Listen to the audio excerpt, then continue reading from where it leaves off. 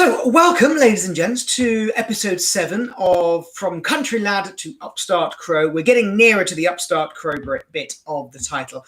Episode 7 tonight is about the lost years, the bit in between the last record we have of Shakespeare in Stratford and the first record we have of him in London, and what happens in the middle. So, we're not going to be able to answer that question tonight. It's scholars for 400 years have been asking that question, but we will shine a little bit of a light into some of the corners and see where he turns up. So perhaps actually I should have retitled this evening's episode "A Pinch of Salt," or to use Shakespeare himself, "The devil concites scripture for his purpose," from the Merchant of Venice, because everything to do with these lost years are conjecture and scholarly what ifs. There's incredibly scant evidence to suggest what he did during these 7 years before he turns up in London, and historians have written reams of conjecture on the possibilities, largely because, as Bill Bryson says in his book, we need to place him somewhere. We want him to be somewhere. We want to say he did this, he did that. And so by trying to make things happen, we sort of are able to place him somewhere. But, anybody who's done any family tree, I've been recently looking into my family tree and using this time to do a little bit of that family history tracing. And, if you've done any of that, so often, there is very little evidence for people. Yes, you get their birth date, their baptism, possibly their marriage, possibly a baptism of further children, and then probably their funeral. Because unless unless you rise to some sort of high office, unless you are you fall foul of the law, or you make a lot of money, other than the modern censuses that we have, people can disappear from the records really easily. So perhaps we shouldn't see anything too mysterious in the fact that Shakespeare disappears from the public record for 7 years, because by the time he gets married and has his children, those life recorded things from that time have kind of been done with.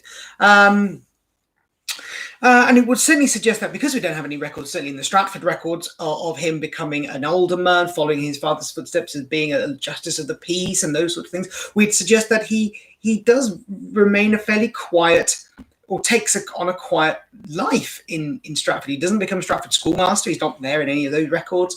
But the next time we hear about him, he's in London, and it is a huge leap to go from relative obscurity to being lampooned in the national press, which is effectively what happens to him by 1592, and so it's tantalizing to try and work out, where is he? Where does he go? What does he do? How does he make this massive jump in his life? So tonight we're going to cast our net far and wide. We are going to have a little look at some of the possible options, the suggestions for how Shakespeare ended up with this moniker of an upstart crow. So by the mid 1580s, he's a young Elizabethan. He's had a grammar school education. He's been brought up by a doting mother. As a child, no doubt, made to feel very special for surviving the plague. If you remember, we talked about that very early on. He's also had to watch his father go from, the number one citizen of Stratford, the bailiff or mayor, right down to almost a virtual outcast in social circles. He is now a father and a husband in his own right. He's possibly been removed from school earlier because of his father's fortunes, and he's probably been starting to learn the family business of gloving or whittling, the treatment of hides. And at the same time, at this age, 1820, he is faced with also 11 mouths to feed in the house in Stratford. He's got all his brothers and sisters, and he's got his mum and dad, and he's got his wife, and he's going to have 3 children. Now, they're not necessarily all looking to him, but as the eldest son, there is going to be a pressure upon him to provide some answers and possibly a way forward. So is it, this is a bit from Antipholus of Syracuse, or from Comedy of Errors, again, one of Shakespeare's very first plays. He that commends me to mine own content commends me to a thing I cannot get. I to the world am like a drop of water that in the ocean seeks another drop, who, falling there to find his fellow forth, unseen, inquisitive, confounds himself. Antipholus, at the start of the Comedy of Errors, he is looking for his long-lost twin in the play, but it rather sounds like chasing your horizons, doesn't it? I to the world am like a drop of water. And so is it implausible to consider this 20-year-old man whose fertile imagination would create some of the greatest lines, stories, characters ever committed to paper, dreaming about a world elsewhere, who's given that education that we've talked about, who's lived in this natural world that we've described.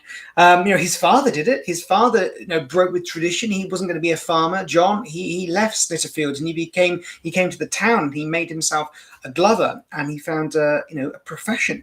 What would he do? What would you do? Given facing all of that as well. Petruchio, at the start of The Taming of the Shrew, another early play, says to his friend Hortensio as he arrives unannounced in Padua, such wind as scatters young men through the world to seek their fortunes farther than at home where small experience grows. I love that. To seek their fortunes farther than at home where small experience grows. And at the start of The Two Gentlemen of Verona, another of these very early plays, they all sort of vie for what is the earliest play Shakespeare wrote. The Two Gentlemen of Verona, Valentine, as he departs for the bright lights of Milan, says to his friend Proteus, home-keeping youth hath ever homely wits. Well, all we can say is that we did know that at some point he did leave home. He did leave Stratford. Now, how and when and why he did it is a mystery, a 7-year void. The last record that we have of Will in Stratford is in 1585. Now, just up to this point, Will was married 1582. His daughter Susanna is born May 1583, and then in February 1585, 2 years later, Anne gives birth to twins, Hamnet and Judith. They're named after the Shakespeare's neighbours, Hamnet and Judith Sadler, and Judith and Hamnet Sadler have a little boy, and they name him William, and our Will becomes that William's godson. He leaves money for him in his will. So very close community, as we've talked about many, many times. But we can almost say for almost dead certainty that in 1585, Will is in Stratford at the age of 19, just shy of 20. He gives birth to two twins. Well, he doesn't give birth to birth. Anne gives birth to two twins, and they are there baptized, and he's there at the baptism. His record is there. And then the next time we hear about him, he's being written about, not writing himself, but in a pamphlet in London, warning other writers about his success. So what might he have done in these times so there's lots of suggestions, and the first one begins before his marriage. Now, there's a great popularity in an idea that Will, even before he met Anne Hathaway, had travelled to Lancashire to work as a schoolmaster. Now, in August 1581, in his will, a gentleman called Alexander de Houghton, rewards his staff and bequeaths props and costumes to a Fulk Gillam and a William Shakeshaft for their music and their plays. Our Will's former schoolmaster, a chap called John Cottam from Stratford Grammar School. Now he was from Lancashire, and he was from the area around Holton. Now, did he recommend the young Shakespeare to Holton as a private tutor? So, is there any evidence for this kind of a connection to be found? Well, first of all, schools, their masters, lessons, rules are common throughout his plays, as we have seen. Hornbooks, Crossroads, the schoolboy with shining morning face, creeping like snail unwillingly to school, as Jacques says in The Seven Ages of Man in As You Like It. There is the pedantic, scholarly teachers in Holofernes, in Love's Labour's Lost, the schoolmaster in The Two Noble Kinsmen, the parish teacher in Pastor Evans from Merry Wives of Windsor, and often schoolmasters are ridiculed, such as the crazy quack Dr. Pinch in The Comedy of Errors, who is described as a schoolmaster. So we know that these characters and these people are prevalent in Will's world and their lives and their livelihoods. And in his will, Holton, this Alexander de Holton, also recommends these two, this Gilham and Shakeshaft, to his neighbour, Sir Thomas Hesketh of Rufford. He asks Sir Thomas to be friendly unto Gilham and Shakeshaft, now dwelling with me, and either to take them into his service, or else help them to some good master. Now, we'll come back to the Heskeths in a short while, but Park Honan, the historian, notes that it's very unusual for a servant to be unusual for the dwelling reference for servants to be made in wills. So this would suggest that there was some sort of special capacity about Gilham and Shakeshaft. In March 1581, there were new laws had been passed, or new measures against keeping unlicensed schoolmasters, because quite often a lot of these schoolmasters were not also of the new faith, the Protestant faith. They were still teaching in the old faith.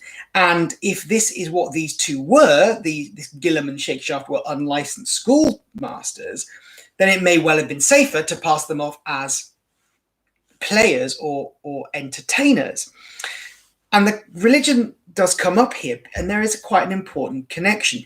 So the Cottams and the Holtons were well known to each other, and possibly more closely thrust together because of, in these dangerous times, through their common faith in Catholicism. Now, John and Mary, back in Stratford, Will's mum and dad, were secretly, we're given to believe, they were secretly practicing the old faith, Catholicism.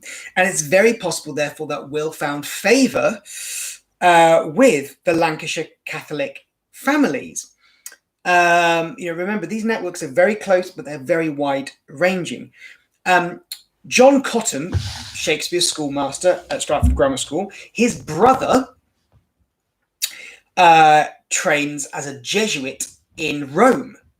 And in 1580, he leaves a seminary in Reims to come to England, and he is bound there with tokens, gifts, intended for delivery to a Catholic priest and later a martyr, Robert Debdale. Now, Robert Debdale is from Shottery, and Shottery is where Anne Hathaway is from, or certainly lives when Shakespeare marries her. That's where her father lives. So, very interesting connotations there. Remember, and Debdale's brother-in-law, John Pace, is mentioned in Anne's father's will. So you've got an incredibly intertwined potential societal connections here, on leading to a national, if not international, stage at this time. the Catholic Jesuit priest Cotton is captured, and he is executed at Tyburn on the 30th of May in 1582, the year that the Shakespeares get married. It's at this time that his brother, John Cotton, the schoolmaster, leaves Stratford and returns to Lancashire. And the question we have to ask is, did he take with him the knowledge of having taught a very bright, inquisitive student whose family, fairly notable in Stratford world, were also of the old faith as well? Now, I said in a previous episode that on education, that schoolmasters were often called upon to recommend boys to families and other workplaces, so such connections may not seem completely implausible. And the Lancashire story continues, but segues in from teaching into acting. We've mentioned that a few moments ago, that it was in his will, de Houghton's will, about Gilham and Shakeshaft being plays, having plays and music. Now, the Houghtons were very close friends of the ruling Lancashire family, the Stanleys, who also went by the names of the Earls of Derby. The current fourth Earl at this time became estranged from his son and heir. Now, his son and heir was Ferdinando, which sounds a little bit like a very blasé Shakespeare character, Ferdinando, but Ferdinando would become known as Lord Strang, or Strange, as we read it today. Strange got an E on the end, but it would have been pronounced Strang, Lord Strang. And in the mid-air 1580s, he would have his own playing company, Lord Strang's Men, or Lord Strange's Men, a theatre company for whom many of Will's early plays are staged by. And they also feature a number of the lead character or lead key players' names that would later form the Lord Chamberlain's Men, Shakespeare's famous company, who have the Globe, and so on. But to see the full connection of this, we've got to fast forward a bit to 1599 for a moment, when Will's acting company, the Lord Chamberlain's Men, are setting up their new theatre on Bankside, the Globe. And one of the trustees and the backers of the Globe at this time is a gentleman, a London goldsmith called Thomas Savage. And Savage had married into the Lancashire Hesketh family. And Sir Thomas Hesketh of Rufford not only entertained Lord Strange's Men, but as we saw earlier in 1581, was also recommended the two servants, Gilham and Shakeshaft, by de Houghton. So, wow, I mean, you've got a whole warren of names and connections and family loyalties going on in this little story. It's plausible in as much as it isn't.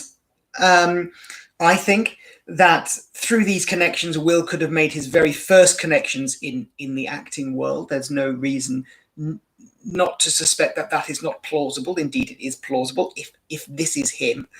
But there is a big question mark over it, because in 1580, 1581, Shakespeare's only 17 years old.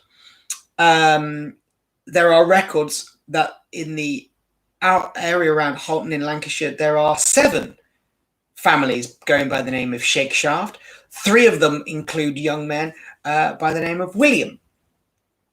And we know he was definitely back in Stratford by the summer of 1582, because Anne is pregnant with Susanna. So it's a very short window that he is north of the border, shall we say. He's up in Lancashire. And Thomas Hesketh is imprisoned in 1581 for not suppressing Catholics in the county, which may have led Will to make a hot pursuit back down to Stratford if he's only up there for a short time. So in a way, you could say, was this like the modern equivalent of a gap year? going to Lancashire as a schoolmaster, dipping his toe in the water of performing, of acting, playing music, writing songs, writing ballads, writing small sketches, seeing acting companies. His first taste of the world beyond Stratford. Maybe it was, and maybe it's a bug that sits with him. So many young people at that exact age in our modern world go off around the world. I went interrailing.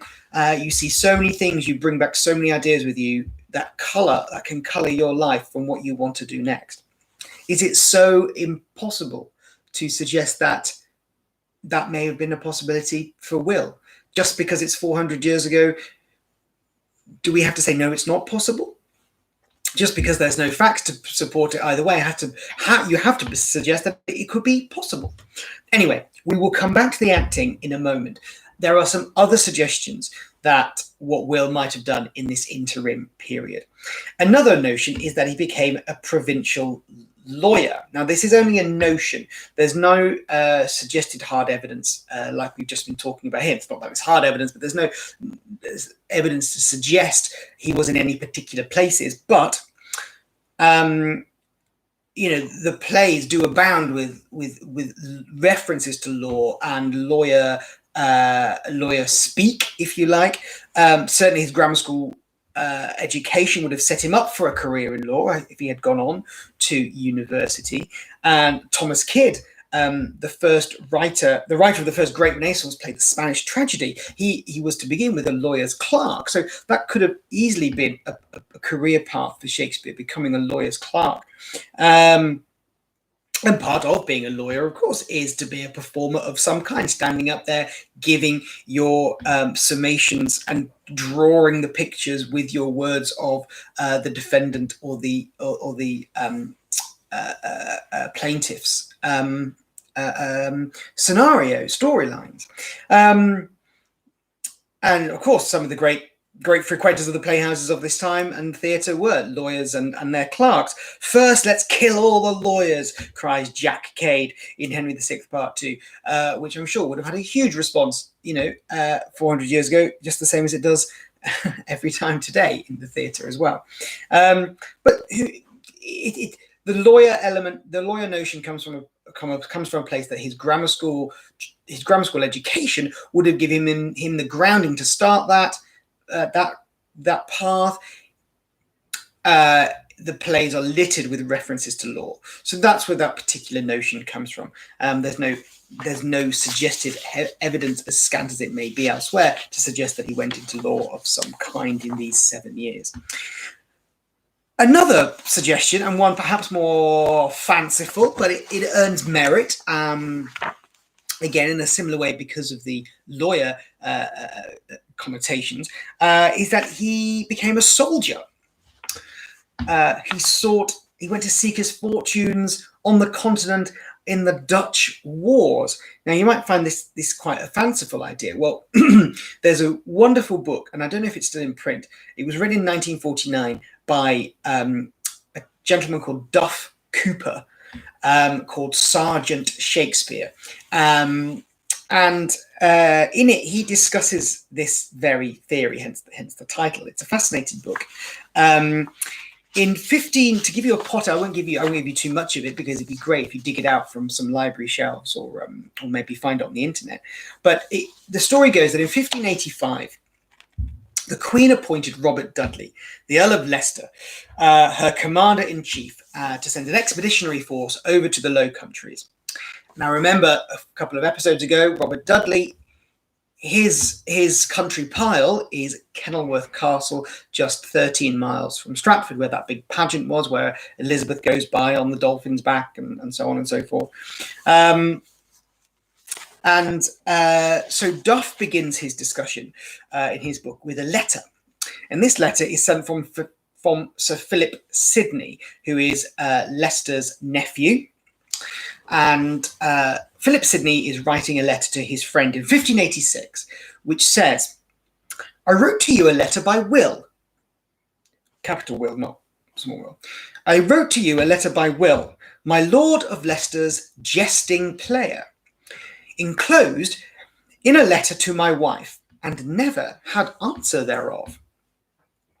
Now, the bit in here is the will and the jesting player.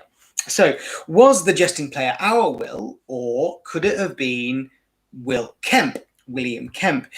Now, William Kemp is the great comedian of the Lord Chamberlain's men, for whom he probably wrote Bottom and Lance and a lot of those early comic characters that I've probably played for GSC.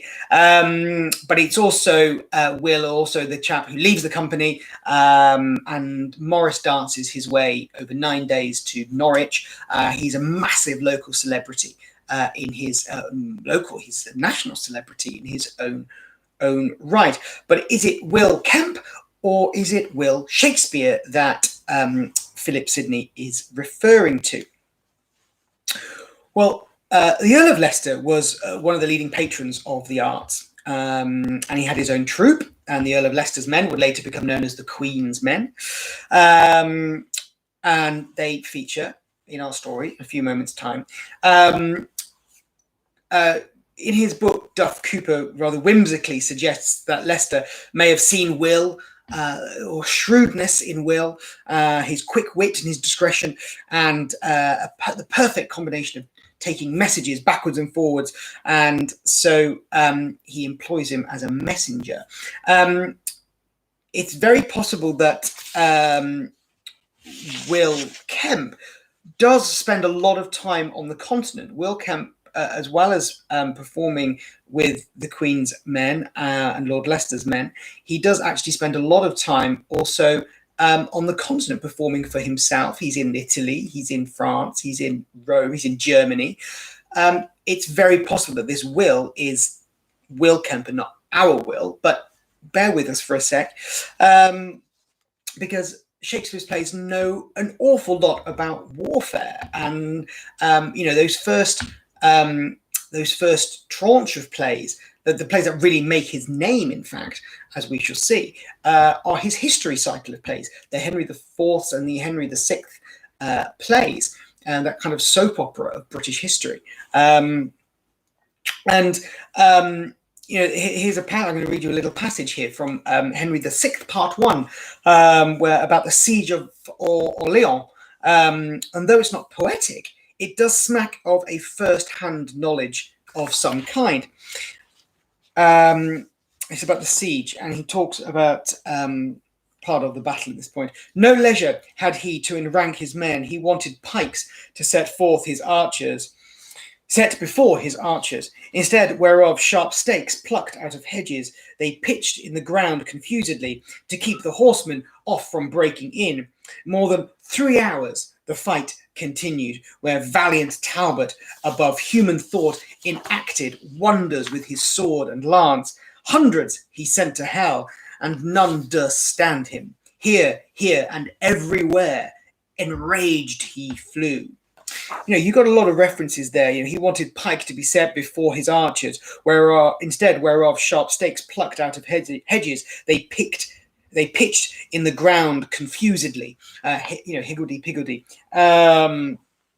There's a real kind of first-hand quality to it, and a first-hand quality as well. It's quite farcical, but the recruiting scene in Henry IV Part 2, where Falstaff and Justice Shallow and are recruiting members from the Cotswold Yeomanry. It's rather awful. They're a pretty flea-bitten lot.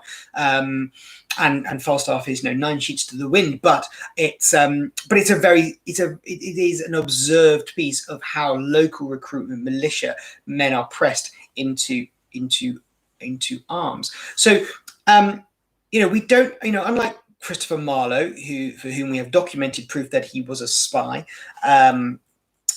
working in the Low Countries, we have no proof that Shakespeare was ever a soldier of any kind, but his military knowledge does seem pretty good. Yes, he may have read books, of course, and Holingshed's Chronicles of English History may well have been something that he had read. It may well have been something that he had seen firsthand. Holingshed, we knew, was in the 1580s a guest of the Packwood Shakespeares. there is circumstantial evidence to suggest that he had military knowledge.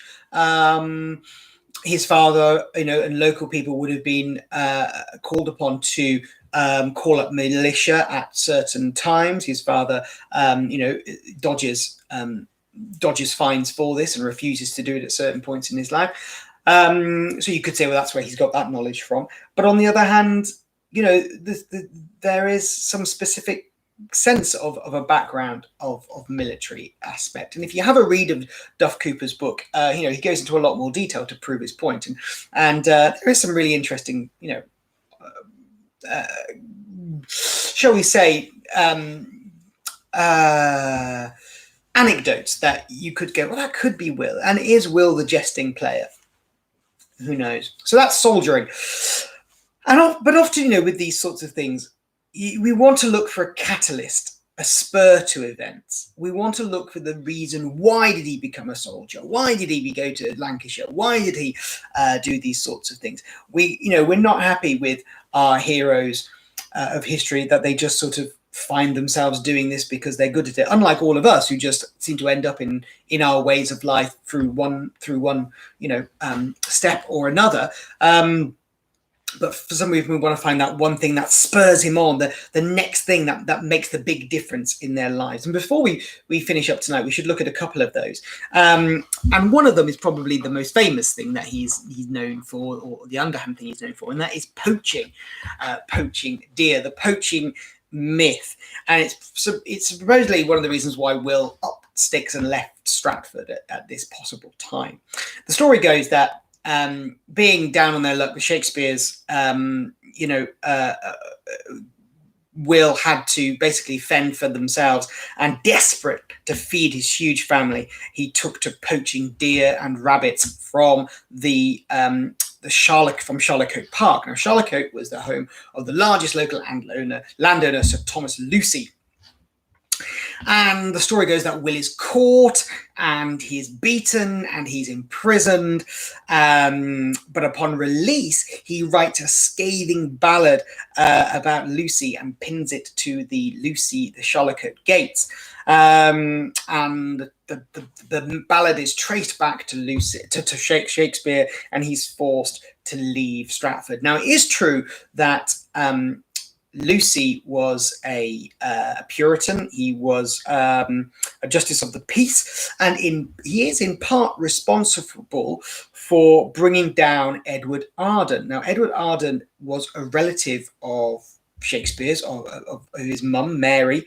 And Edward Arden is involved in the Somerville plot. Now, John Somerville, we're going into another whole raft of a history tangent, but John Somerville was a Jesuit missionary, Jesuit assassin, in fact, who tries to assassinate Elizabeth I, and he makes his way eventually towards Stratford. He's caught and he's executed.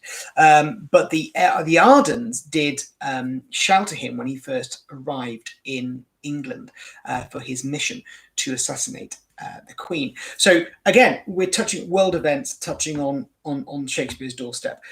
So is this a little bit of was there an attempt to stick two fingers up at the Lucys by the Shakespeares? Poach some deer, you did this to our family. It's even more conjectural. The story of the poaching myth, it comes from, if I remember rightly, from the Aubreys from the from about 100 years later after Shakespeare died.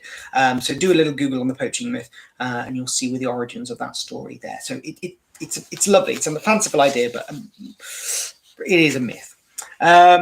Or did he just run away to the circus and join the theatre because that's what he always wanted to do? He got the buzz for it at school, like some of us did.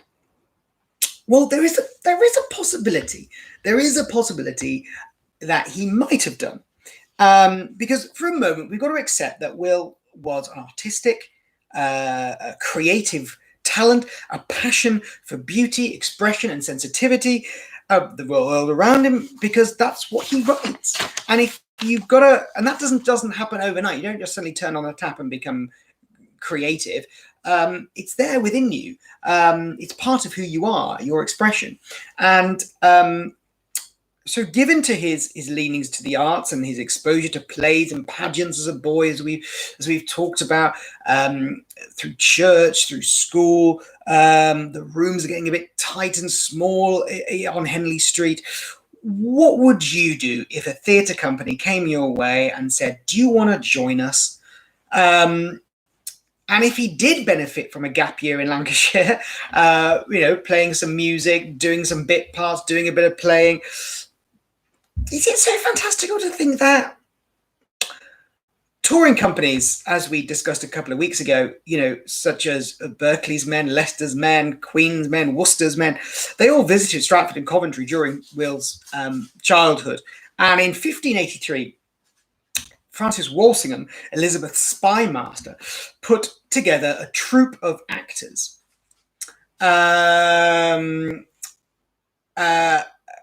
to perform basically Tudor royalist propaganda, plays like the famous victories of Henry V. Now, they were known as the Queen's Men, and they were taken from the Earl of Leicester's Men, largely. And on the 15th of June, 1587, so they've been going for about 4 years now. On the 15th of June, 1587, they are in Thame in Oxfordshire. And they are performing in the inn yard of the White Hound. And at this point, the Queen's Men are the biggest players of the country. Edward Allen, as I said a couple of weeks ago, he's one of their star performers. But their leading man at this time is a chap called William Knell, Knell, and he's playing Henry V. Now, on this particular night, the 15th of June, 1587, around about 9 o'clock in the evening, after the performance is finished, about good sort of 5 hours ago, 4 or 5 hours ago, they're all in the pub. They're in the White Hound. They're drinking hells to the Queen and each other, and I should imagine, and debating the evening's performance and how good they thought the audience were, and they have a bit of a fight.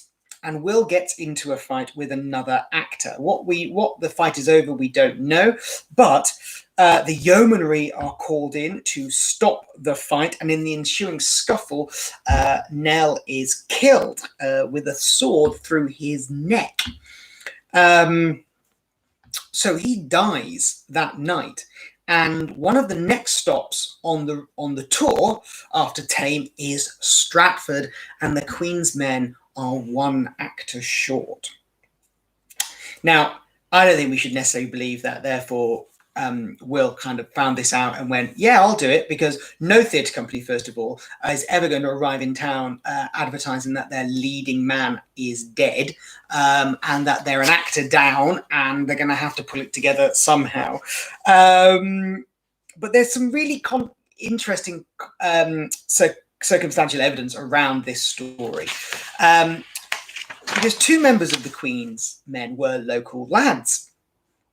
One of them, James Burbage, and one of them is called John Hemmings. Now, Burbage is the man behind the first purpose-built theatre called The Theatre in 1576 in Shoreditch.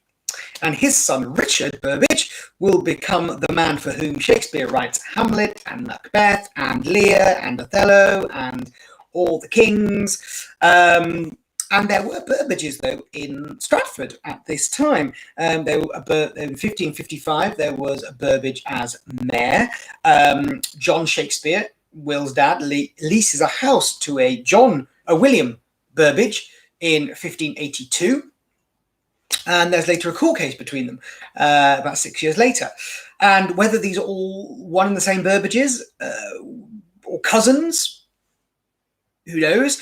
But given the close family ties that we've talked about over these last 7 weeks, it would be unsurprising if there was not some sort of connection between the Richard Burbage who plays Hamlet and the Burbage who is in the Queen's Men and the Burbage who leases a house from John Shakespeare in 1582. So we know there's one between the John and the Richard, the James and the Richard, because they're father and son.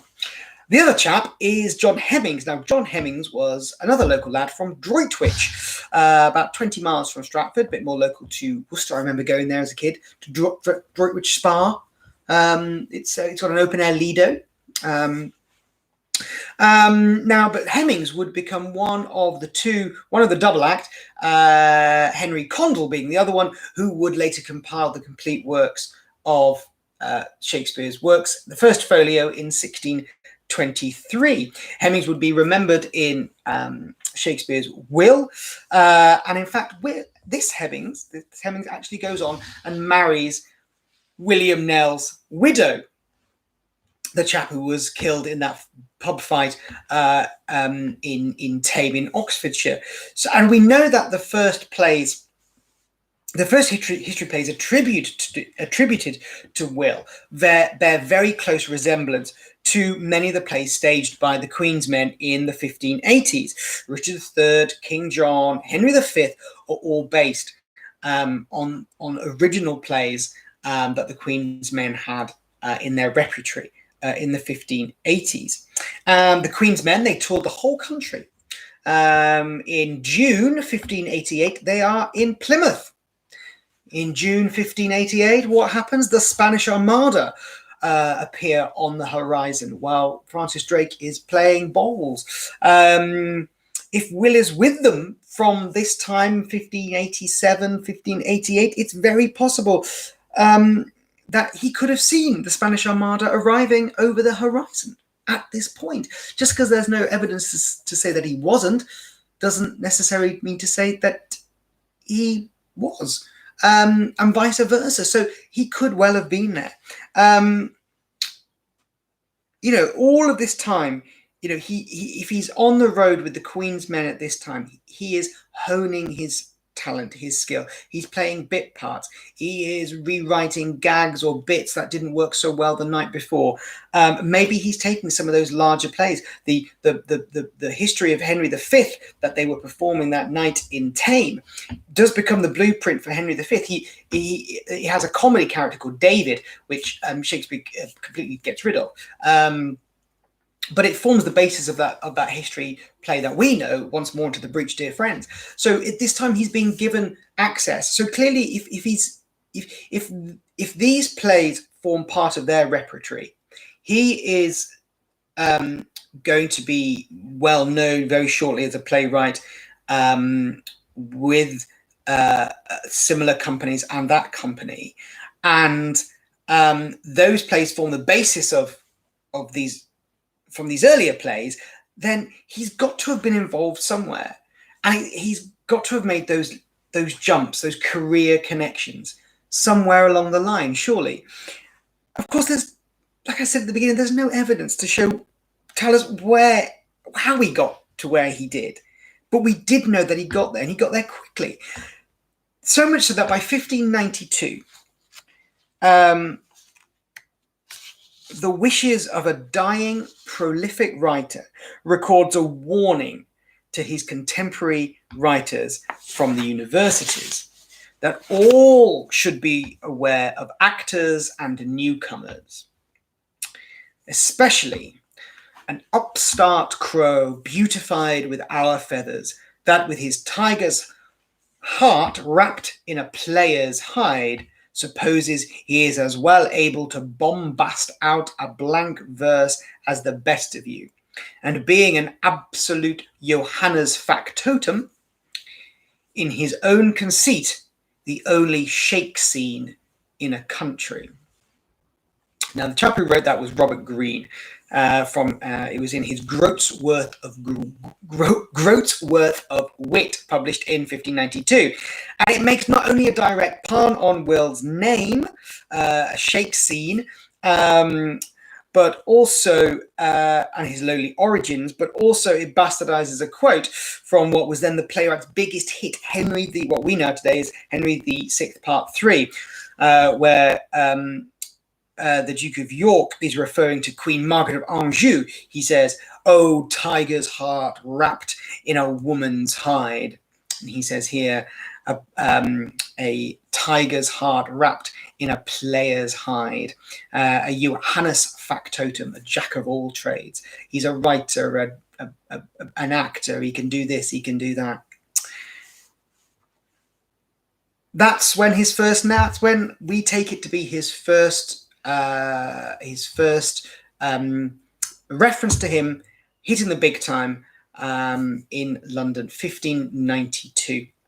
And what happens from that point onwards, of course, is history and a whole nother 8-week series of talks, perhaps, maybe more than that. But at that point, the upstart crow has been born, and he's gone from a country lad off into the worlds, the famous worlds of Elizabethan theatre. So in summary, I feel it can't be stressed enough that Will grew up in the heart of England, both geographically and metaphorically. And the connection he seems to have had to the very sinews of Englishness, of the Englishness that he writes about, pride and valor and honor and steely determination, yes, are of a golden age, but also, you know, I really feel that this chap had a connection to the world around him as well, as we have seen, from baking and sewing and gardening and hoeing and to the the way that local law enforcement works, to how school teachers operate, to what you call pansies and daisies and blackbirds and owlcocks and a very tight, loving home life. We want to say it's loving. Maybe that's because we want to say that because Shakespeare wrote so much about love. But certainly, it feels on the basis to be on the surface to be a harmonious one. And he never forgets his roots in his plays. They seem to shine through constantly, all the time. He was absorbed in that natural world and took it with him. Never, it resonates today. And whether he actively chose to join the theatre or not, whether he stumbled upon it, whether someone said, "Hey, you're quite good at this writing, why don't you get yourself, these guys are looking for someone to do so," who knows? We don't know. But what I've tried to discover in these last 7 weeks is to show where some of that stuff that you have as a young person, the life you lead as a young person, as a child and a young person, whether it's your education or the world around you, your family, your friends, they all make you the person you are today. And so there's got to be the sprinklings of that gold dust that makes a person who they are later in life start right now. And for Shakespeare to say that he couldn't have been, this Glover's son from Stratford, but look at what we've discovered in the last 7 weeks in his world and where they crop up in the plays. And surely, that answers that doubting question, doesn't it? Folks, it's been a pleasure doing these sessions with you. They're not over. We've got one more episode left. I hope that they have opened your eyes, your ears, thoughts to go and explore other places on Will's life before the theatre. I'm going to put a bibliography up on our website of all the books that I've referenced over the past 7 weeks. So do take a look at it then. And I hope you have enjoyed our 7 weeks. It's been a fabulous journey for me. I've enjoyed it. Next week is all about you. So I want you to send your questions in to me. What would you like me to talk about and explore next time? Next week, it's over to you, folks.